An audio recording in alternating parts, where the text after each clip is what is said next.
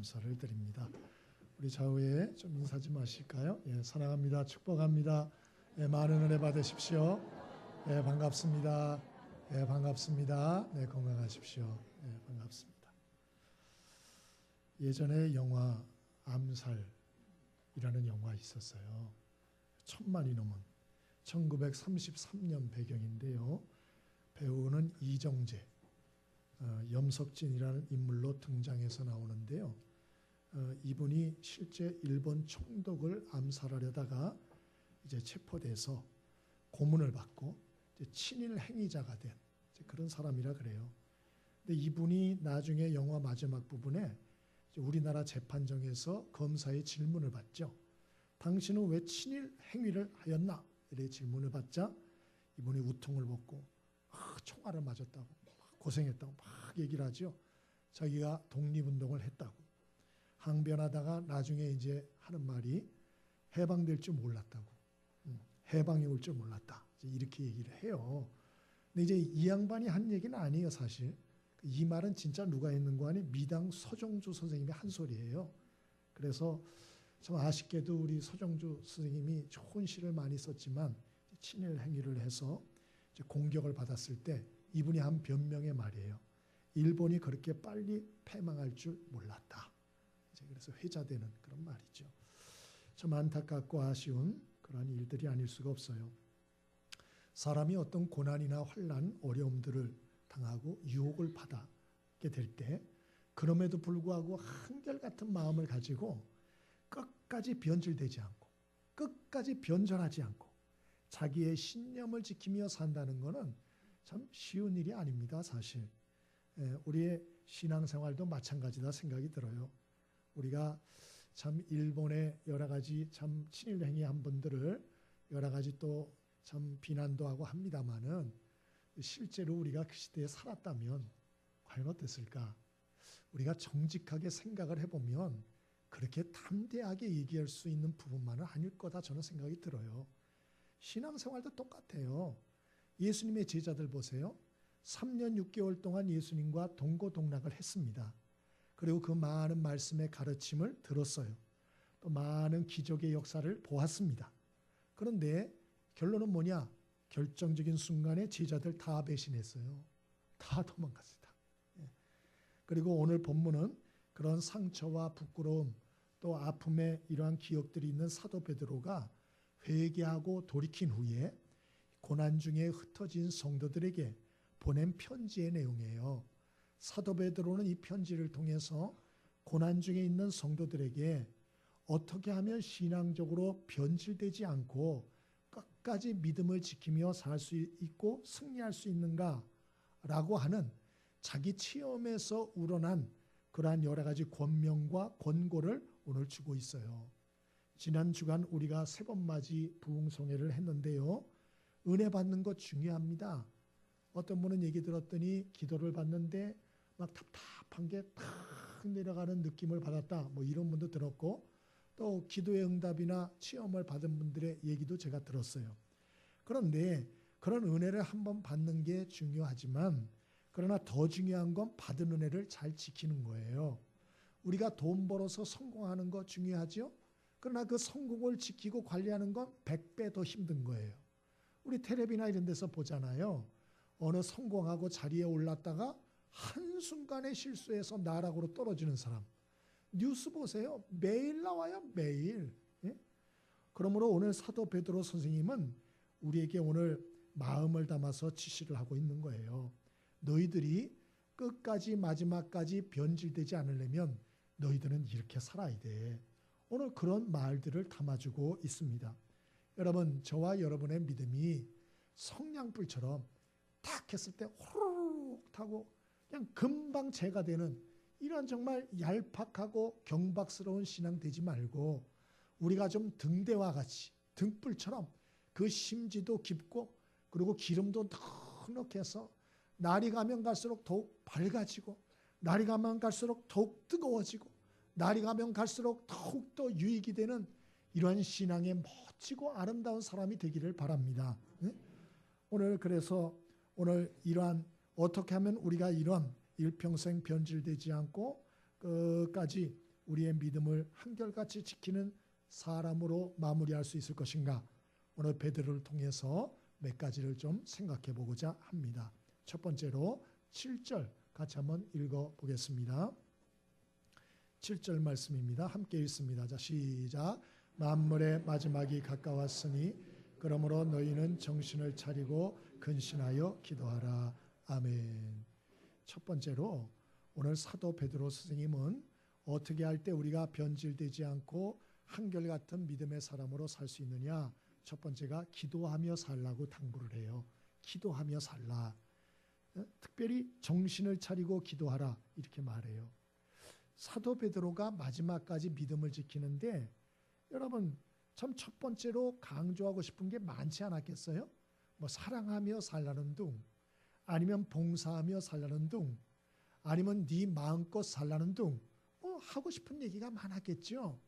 그런데 사도 베드로가 제일 먼저 얘기한 건 기도하며 살라는 거예요. 왜 그랬을까? 그만큼 기도하며 사는 게 중요하기 때문에 그런 거예요. 중요하기 때문에. 그럼 왜 기도 생활을 진짜 해야 될까? 성경 전체가 말하는 건 첫 번째로는 영적 전쟁에 승리하기 위해서예요. 영적 전쟁에 승리하기 위해서. 오늘 본문의 사도 베드로도 정신을 차리고 근신하여 기도하라 그랬잖아요. 베드로전서 5장 8, 9절에도 보면 근신하라, 깨어라, 너희 대적 마귀가 우는 사자같이 두루다니며 삼킬 자를 찾나니 그렇게 말했어요. 왜 우리가 정신을 차리고 기도해야 되는 거 아니? 이 원수마귀 악령들이 마지막 때 발악하여서 믿는 자들이라도 한 사람이라도 더 미혹하고 유혹하여 무너뜨리고 멸망시키려 하기 때문이다. 그렇게 말하고 있는 거예요. 여러분, 왜 나는 기도하고 싶은데 그렇게 기도가 안 될까? 나 기도해야지 하는 일이 생겨버려요. 또 기도를 정말 시간이 생겨서 기도해야지 하는데 10분을 넘길 수가 없어요. 왜 그럴까요? 성경이 말하는 거예요. 악한 원수마귀의 역사라고. 그래서 너희가 정신을 차려야 된다고. 깨어서 기도해야 된다고. 그렇게 말하고 있어요. 여러분 원수마귀는 어떻게 다가오나? 우는 사자같이만 찾아오는 게 아니에요. 고린도후서 11장 14절에 보면 광명의 천사로 가장해서 온다. 그래서 아주 매력적으로 미끼를 던지고 내 약점을 교묘히 이용해서 덫을 놓죠. 우리의 마음에 죄악된 생각, 음란한 생각, 미움과 시기의 마음, 교만한 생각들 자꾸 넣어서 역사를 하죠. 그래서 우리가 영적으로 깨어 기도를 하지 않으면 마귀의 역사인지도 알지 못하고 당하는 거예요. 그 대표적인 사람이 누구냐? 바로 사도 베드로예요. 그래서 당한 거예요. 그래서 예수님이 마태복음 26장 34절에 베드로에게 여러 번 경고했어요. 내가 오늘 다굴기 전에 3번 나를 부인할 것이다. 그러므로 깨어 기도해라 말했는데 사도 베드로가 이 경고를 심각히 듣지 않고 잠만 잤어요. 잠만. 결국 어떻게 됐습니까? 시험에 넘어지고 예수를 부인하고 배반하고 도망가는 자가 됐다. 삼손도 보세요. 하나님께 그 큰 힘과 능력과 은사를 받았는데도 기도하지 않고 그가 아주 참 경홀하게 모든 것을 행동을 하고 그리고 이 참 블레셋의 드릴라라고 하는 기생에게 마음을 뺏겨서 그러고 쫓아다니다가 아시는 것처럼 머리 깎이고 두 눈 뽑힘을 닫고 그러면 짐승처럼 연자맷돌을 갈다가 죽지 않아요? 또 잘 아는 다윗 왕도 보세요. 그렇게 훌륭한 왕인데도 낮잠 시컨 자고 마음이 풀어져 가지고 그러고 일어나 가지고 그가 옥상을 거닐다가 이 참 목욕하는 이런 여자를 보고 음욕이 들어와 가지고 그래서 그 연자와 관계를 하고 불륜을 저질러서 그 일 때문에 다윗이 두고 자손 대대 얼마나 피눈물을 흘립니까? 예? 그런 일들이 왜 일어났나? 바로 기도하지 않았기 때문이에요. 그 영적으로 분별력이 없어진 거예요. 여러분, 영적으로 여러분 깨어서 영적 싸움에 승리하기 위해서라도 꼭 기도할 수 있게 되길 바랍니다. 또 왜 기도하라고 그렇게 난리를 부리나?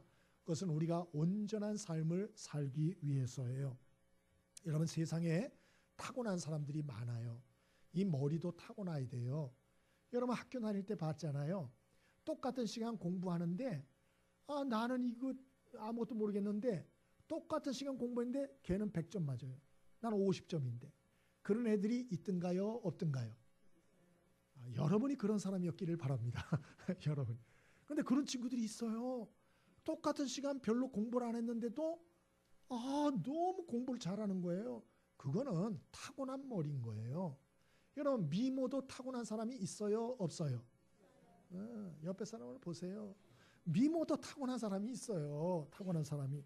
건강도 타고난 사람이 있는가요? 없는가요? 있습니다. 예? 또 좋은 부모도 타고난 사람들이 있어요. 태어나 보니까 좋은 부모요. 부자요. 있다고요. 그러면서 우리는 그런 걸 보면서 나는 왜 좋은 거 타고난 게 아무것도 없나? 야, 부럽다. 이렇게 생각을 하면요. 그런 타고난 사람들을 보면 미워요. 시기 질투심이 생겨요. 괜히 그냥 거꾸로 솟아오른다고요. 저건 몸 팔자가 좋아서 저렇게. 그리고 숟가락 타령을 하죠. 숟가락. 여러분, 하나님은 그러지 말라는 거예요. 그러지 말라고. 비록 나는 타고난 게 좋은 거는 없지만 기도하라고. 그러면 하나님이 좋은 것 주겠다고. 순교에 하나님이 약속하잖아요. 그래서 마태복음 7장 7절에 구하라 그러면 너희에게 주실 것이요. 찾으라 그러면 찾을 것이요. 문을 두드리라 그러면 너희에게 열릴 것이다. 빌립보 4장 6절도 잘 아시죠? 아무것도 염려하지 말고 오직 모든 일에 기도와 간구로 너희 구할 것 하나님께 감사함으로 아뢰라. 그렇게 말씀했고 예레미야 33장 3절에도 너는 내게 부르짖으라 내가 내게 응답하겠고 내가 알지 못하는 크고 비밀한 일을 보이리라. 주기도문에는 뭐까지 기도하라고 돼 있어요? 일용할 양식까지 구하라고 돼 있어요. 일용할 양식까지. 그러니까 부질없이 낙심하지 말라는 거예요. 나는 이게 없다 저게 없다 말하지 말고 하나님 앞에 기도하며 받으며 살라는 거예요. 나는 타고난 게 없다 불평하지 말고 하나님께 기도하여 받으며 살라. 우리 옆에 사람에게 인사하시죠. 우리 하나님께 받으며 사십시다. 그렇게 살라는 거예요. 그렇게 숟가락 타령하지 말고. 아멘이세요? 금숙절 이런 이제 그런 거 얘기 안 했으면 좋겠어요. 그게 하나님의 뜻이에요. 원정수 박사님이라고 신실한 크리스찬이 있어요. 미국에서 암 전문의 하고 계시잖아요. 근데 이분이 원래 한국에 살 때 이제 참 굉장히 가난했고 또 어머니가 독실한 크리스찬이었어요. 근데 새벽 기도로 항상 데려다녔대요. 너 하나님 도움 받아야 된다고. 근데 뭐 도움 받기는 뭘 도움 받아? 맨날 가난하죠. 공부도 고등학교 1학년 때 전교 480명 중에서 350등 했대요. 그럼 대학 갈 수 있어요, 없어요? 어렵죠. 그럼 480명 중에 350등 하는데 뭘 대학을 어디를 가겠어요. 근데 이제 새벽 기도를 열심히 하는 거예요. 새벽 기도 끝난 다음에 성경 보고 새벽 기도하고 새벽 기도 끝난 다음에 성경 보고 성경을 여러 독했대요. 특히 로마서를 이분이 좋아하더만요. 근데 어느 날 밤에 잠을 자는데 하나님이 꿈에 그러더래요. 내가 너한테 뭐를 줄꼬 그러시더래요. 그래서 이분이 꿈에 뭘 달라 그럴까 하다가 솔로몬이 생각이 나서 지혜를 주세요 그랬대요. 근데 아무 일 없었대요. 그 후에. 근데 어느 날 시험 공부를 하고 학교 가서 시험을 딱 치르려고 그러는데 머릿속에 어제 보았던 공부한 책들 또 노트 필기가 막 확 보이더래요. 사진처럼. 그래가지고 이분이 그 시험을 봐가지고 전교 5등을 했어요. 이분이 간증에 다 나와요. 뭐 그럴 필요 없어요. 그리고 이분이 졸업할 때 전교 1등으로 졸업했어요. 그리고 서울대 의대에 들어갔고 그리고 수석 졸업했습니다. 신기해요? 안 신기해요? 정말 신기하잖아요. 제가 거짓말해요? 책도 나오고 동영상 틀어보세요. 다 나와요. 다 나와. 이분의 간증. 응? 그리고 미국에 가서 암 전문의를 따고 개원까지 했어요. 그리고 새벽 기도 말씀 계속 게을리지 하지 않고 있는데 이게 너무 손님들이 많이 오니까 이분 일화 중에 그런 게 있어요. 이분이 이제 인턴으로 미국에서 이렇게 할 때에 그 원장 의사가 있는데 그렇게 괴롭히더래요. 근데 한 번은 모여서 이 회의를 하는데 그 전문 잡지, 의료 전문 잡지를 가지고 토론이 벌어졌다는 거예요. 근데 이분은 그 원장이 말하는 게 틀리더래요. 그래서 조목조목 틀린 걸 다 얘기를 했대요. 웬관이 이분은 그 잡지를 보면서 머릿속에 다 그게 들어가 있는 거예요. 그 토시까지 다 아는 거예요. 그래가지고 원장님 그 말하는 게 지금 이게 잘못됐다. 그랬더니 이분이 혀를 내둘러더래요. 너 뭐냐? 이러더래요. 그래서 너 어떻게 잘하냐? 그랬더니 서울대 나온 사람은 다 그렇다고 자기가 그렇게 말했대. 할 말이 없어가지고 궁색해서. 근데 이분이 그냥 놀래가지고 그 다음부터 말을 안 하더래요. 예? 여러분, 그래서 이분이 개원을 하니까 얼마나 많이 오겠어요. 손님들이 서울대 수석에다가 미국 전문의 딸 때도 탑 안에 들었어요. 이분이 뭐 천재죠 거의. 그럼 뭐 개원을 하니까 사람들 미어 터지는 거예요. 아, 그러니까 피곤하잖아요. 새벽 기도를 할까요? 못할까요? 당연히 못하죠. 그래서 하나님도 이해할 거다. 내가 돈 많이 벌어서 성교원금을 왕창하리라 이 생각을 하고 그러고 이제 하는데 마음이 답답하고 마음에 기쁨도 없고 평안도 없고 영적으로도 막 눌리고, 그러니 문제를 놓고 하나님께 기도했대요. 하나님, 제가 어떻게 하면 좋습니까? 응? 하나님께 기도했더니 하나님 마음에 생각을 주시더래요. 야 이놈아, 나는 네가 돈 많이 벌어서 헌금 많이 하는 거 원하지 않아. 너 새벽에 나와서 기도하는 걸 더 기뻐해. 너 그걸 모르겠냐? 그러시더래요. 내게 돈이 없냐 이놈아? 그러시더래요. 그래서 이분이 생각을 완전히 바꿨어요. 그래서 환자 진료 시간을 줄였어요. 이거 쉬운 일 아닙니다. 시간을 줄여버렸어요. 그리고 새벽 기도 시간에 집중했어요. 말씀 보고. 그랬더니 마음의 평안과 기쁨과 행복이 회복되더라. 이분이 간증이에요. 그래서 이분이 간증의 마지막에 하는 소리가 마음의 평안과 기쁨과 행복감도 보니 하나님이 주시는 것이더라. 그렇게 간증하더라고요. 여러분, 우리가 영적 싸움에 승리하기 위해서 또 온전한 삶을 좀 살기 위해서 먹고 사는 게 다가 아니잖아요. 마음이 행복하고 기뻐야죠. 그리고 마음에 만족이 있어야죠. 평안이 있어야죠. 육적으로만 잘 먹고 잘 살면 뭐예요? 영적으로는 거지인데, 영적으로는 피투성인데 아무 소용없어요. 그거는. 그러기 위해서는 어떻게 해야 되나? 기도해야 돼요. 하나님의 도움을 구하셔야 돼요. 네? 찬송 중에 그런 찬송이 있잖아요.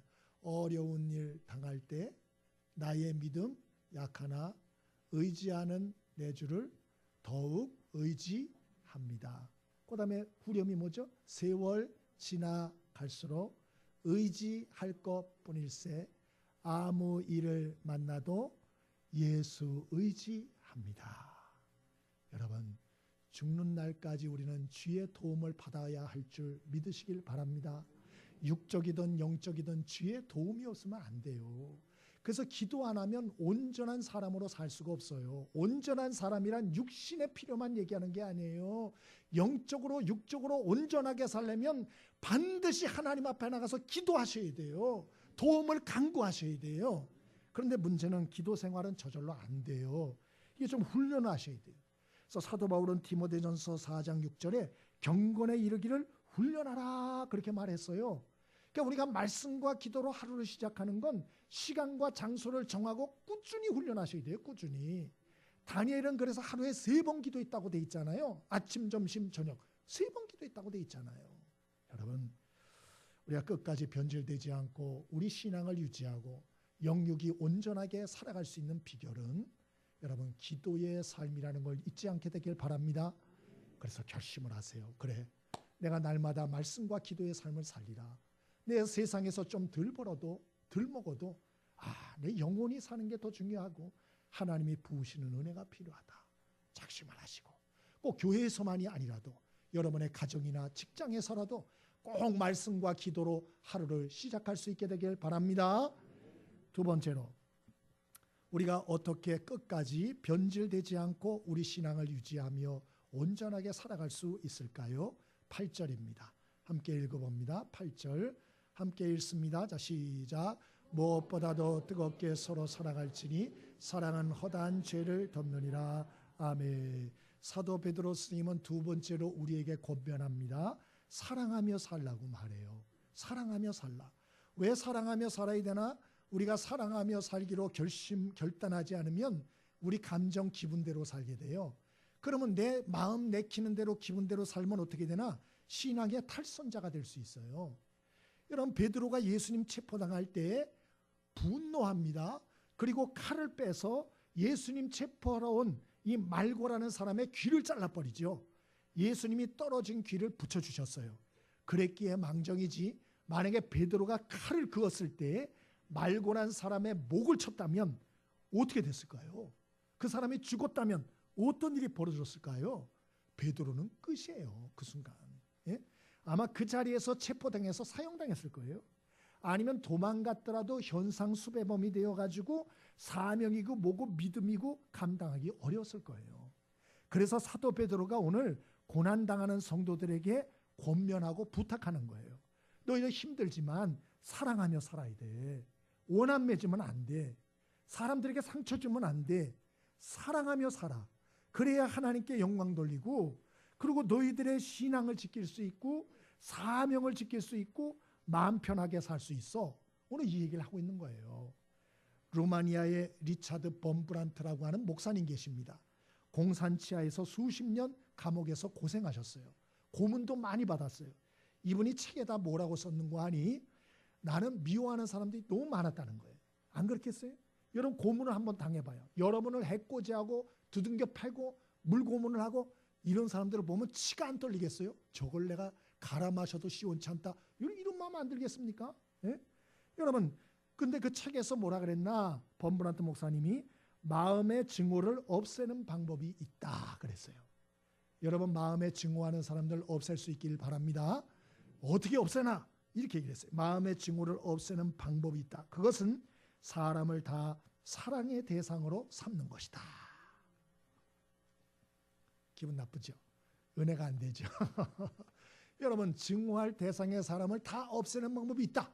모든 사람을 사랑의 대상으로 삼는 것이다. 범브란트 목사님이 그렇게 말했어요. 그 길 외에는 없다 그랬어요. 없다. 예?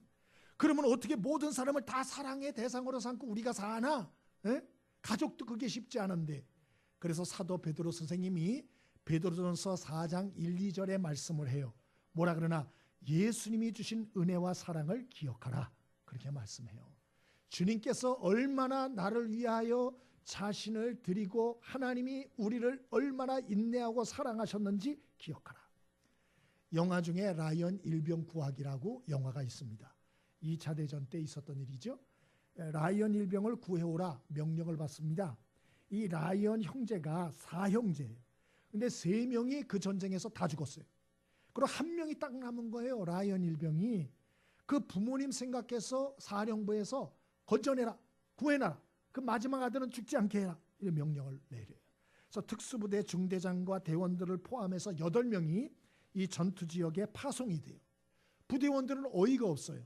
아니 1명을 구하려고 특수부대원 8명이 투입이 돼? 이게 말이 돼? 중대장이 설득을 하죠. 아니야. 구할 만한 가치가 있는 사람일 거야. 이러면서 갑니다. 찾아가는 과정에서 소중한 부하들이 하나 둘 죽기 시작합니다.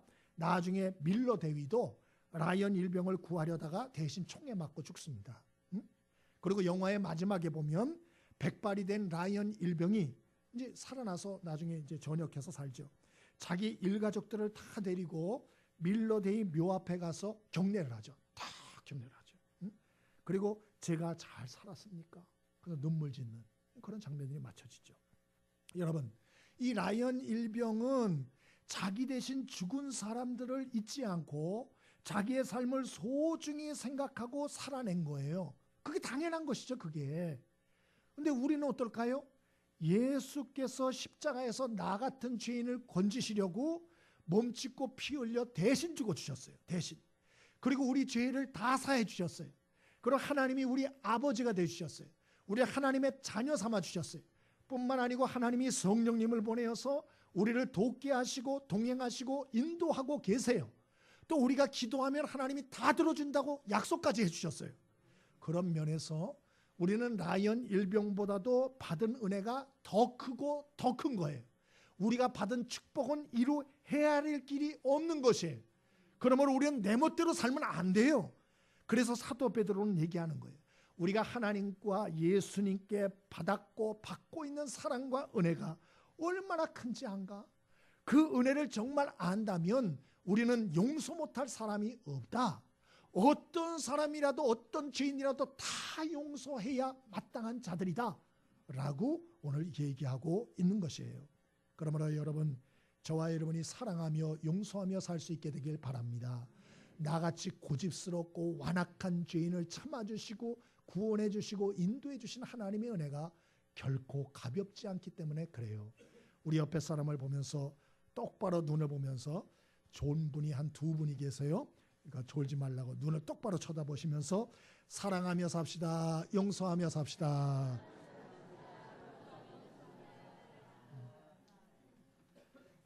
그렇게 살 때 우리는 마지막까지 믿음을 지킬 수 있어요.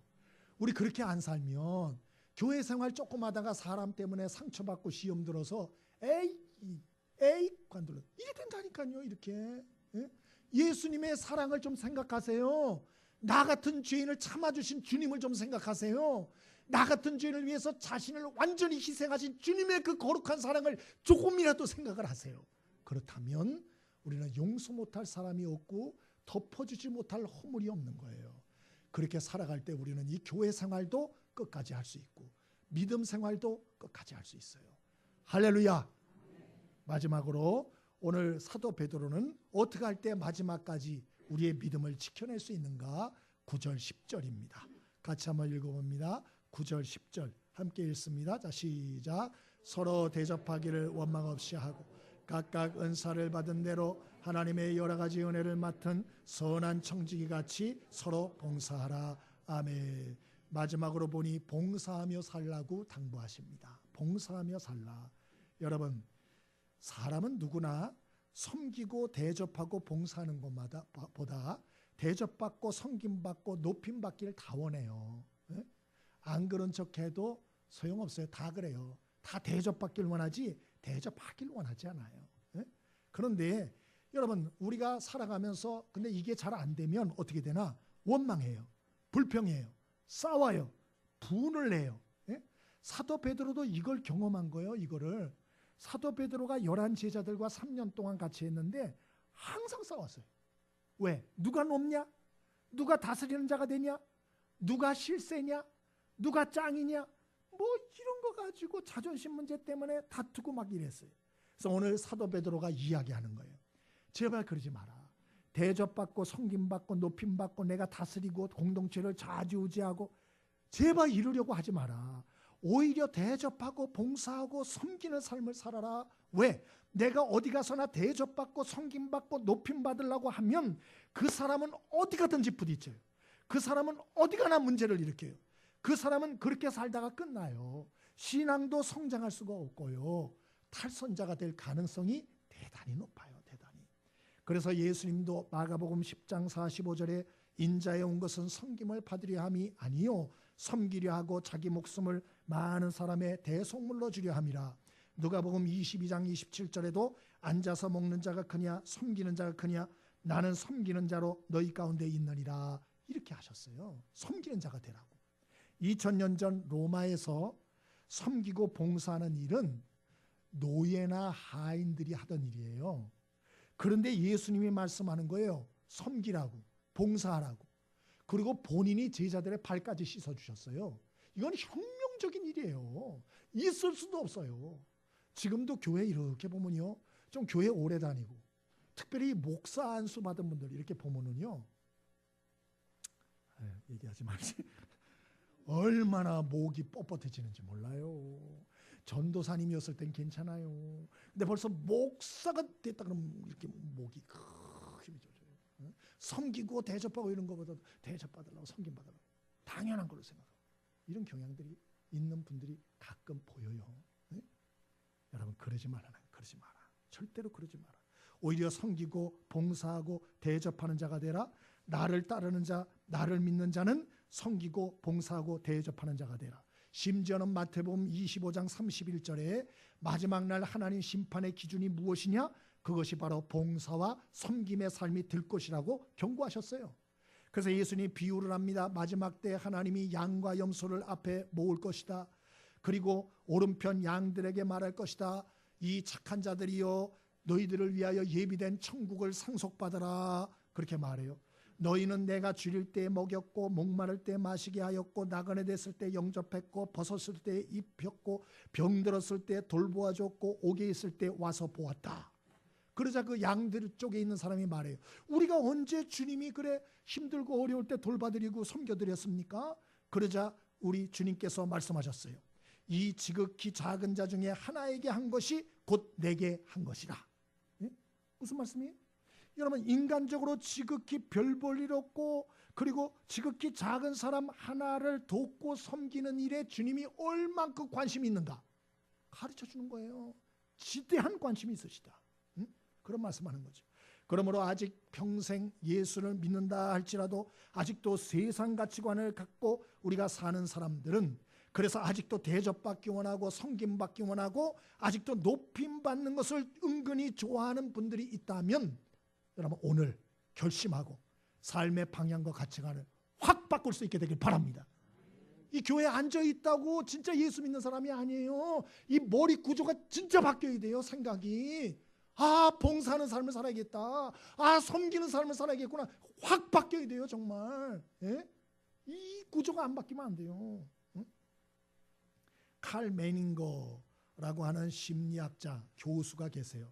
이분이 하루는 수업을 가르칠 때 학생 하나가 손들고 질문하더래요. 교수님, 제가 우울증 초기 단계에 있는 것 같습니다. 어떻게 하면 좋을까요? 그자 교수님이 그때 얘기를 했대요.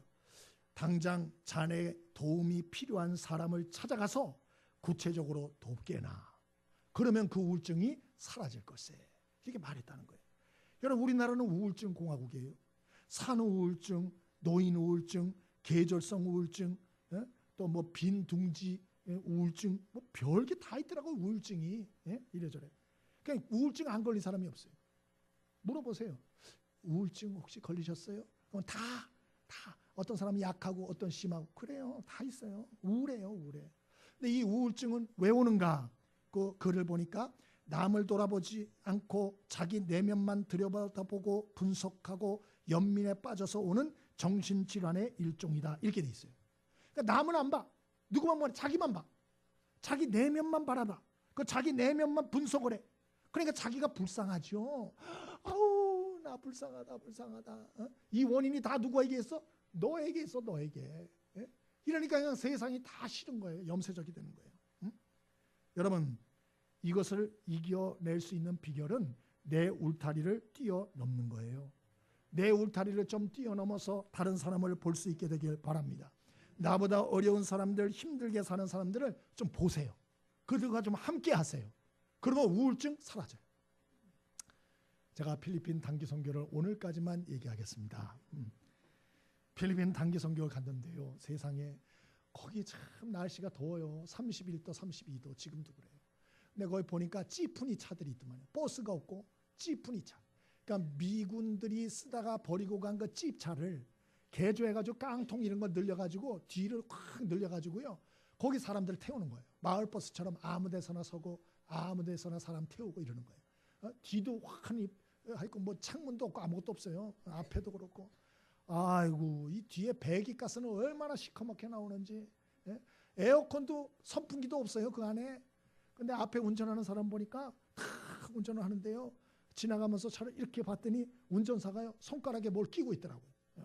처음에 몰라가지고 물어봤더니 선교사님이 그러더라고요. 돈이라고 그 나라 돈 페소 지폐 그걸 여기다 끼고 있더라고요. 이렇게 끼고 운전하면서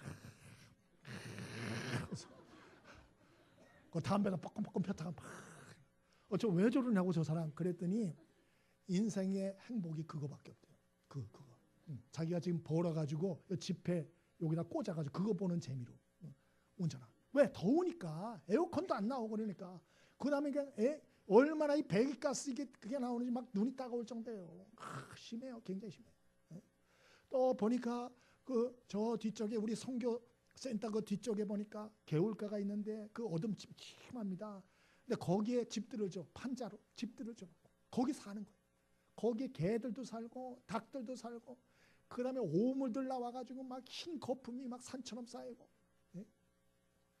내려가서 못 봤어요. 볼 수도 없거니와 보고 싶지도 않았어요. 여러분 좀 이렇게 자기를 좀 넘어설 수 있기를 바라요. 혹시나 여러분 중에 사는 게 우울한 분들이 있습니까? 내년에 단기 선교를 같이 갈 수 있게 되길 바랍니다. 지금부터 저축을 하세요. 그래서 내년도 단기 선교도 한 2월에 좀 가고 싶은데요. 같이 갔으면 좋겠어요. 같이 가서 내년엔 딴 나라로 갈 테니까 특별히 못 사는 나라로 갈 테니까 한번 같이 가가지고 일주일을 같이 한번 살아봅시다. 그러면 여러분이 우리나라 공항에 딱 도착하는 순간에 할렐루야 이럴 거예요. 너무 좋아가지고. 여러분 우리 울타리를 넘어서서 좀 어려운 사람들을 돕는 일, 봉사하고 섬기는 일 감당할 수 있게 되길 바랍니다. 그럴 때 은혜가 오고요. 그럴 때 우리가 정신이 차려지고요. 마음의 건강을 잃지 않을 수 있고요. 우리의 믿음 생활을 끝까지 이어갈 수가 있다. 말씀을 마치겠습니다. 이번 수요일이 보니까는 경칩이었더만요. 그리고 사순절이 시작되는 재수요일이었다 그래요. 그래서 뭐 천주교에서는 재를 뭐 여기다가 십자가를 막 긋고 그랬대요. 그런데 뭐 그게 무슨 의미가 있을까 싶어요. 제가 볼 때 최고의 사순절을 우리가 기리는 가장 좋은 방법은 주님의 사랑을 기억하는 거예요. 그리고 주님께로 마음이 돌아오는 거예요. 그리고 주님 말씀대로 순종하며 살아보는 거예요. 이게 주님이 가장 기뻐하시는 거예요. 아멘이십니까? 우리 한번 이 사순절이 시작됐다 그러는데 여러분, 저와 여러분이 오늘 사도 베드로가 자기의 실패와 쓰라림의 경험에서 오는 권면을 하잖아요. 기도하는 삶 살아라. 사랑하는 사람을 좀 살아야 된다. 봉사하는 삶을 살아야 된다. 마음에 두고 실천들 하셔서 우리 끝까지 변질되지 말고, 우리 친일파만 제발 뭐라 그러지 말고, 예? 우리도 신앙생활하다 변절 잘하잖아요. 그거는 부끄러운 줄 몰라. 예? 신앙생활하다 변질되고 변절하고, 이게 하나님 앞에 얼마나 부끄러운 일인데 친일파만 가지고 부끄러운 줄 알라 그러고, 믿음의 생활도 부끄러운 줄 알아야 돼요. 우리 끝까지 오늘 베드로의 권면대로 살아서 우리 인생 마지막까지 변질되지 않고 믿음을 지켜내고, 그래서 하나님과 사람 앞에 아름다운 이름으로 남는 축복의 사람들 될 수 있기를 바랍니다. 우리 찬송 한 장 같이 하겠습니다.